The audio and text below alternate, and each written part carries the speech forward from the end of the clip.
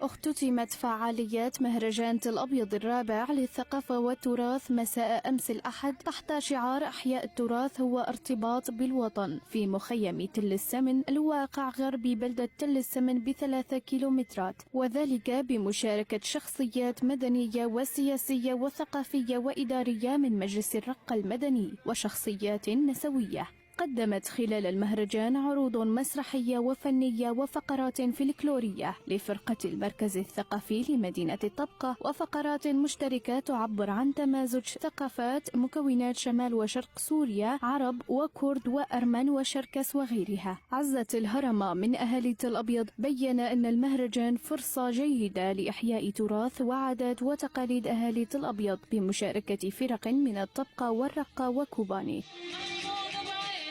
طبعا الغاية من المهرجان هو من أجل أن نعرف الناس على ثقافة الشعوب المتواجدة على أرض هذه المقاطعة. طبعا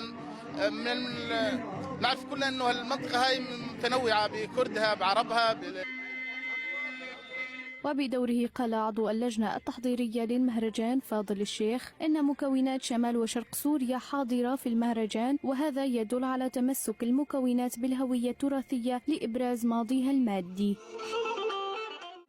تجتمع جميع مكونات الشعب لمقاطعة الأبيض، الكرد والعرب والأرمن والسريان والتركمان، جميع العشائر العربية والكردية، ليقدموا الفلكلورات الثقافية.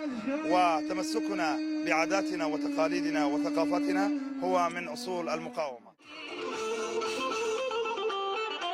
إدارية لجنة المرأة لمقاطعة تل أبيض مدينة مسلم أكدت أن المهرجان رسالة لجميع المحتلين والمغتصبين أن تراثنا لن نتخلى عنه مهما طال الزمن، وسنعود لأراضينا المحتلة قريبا.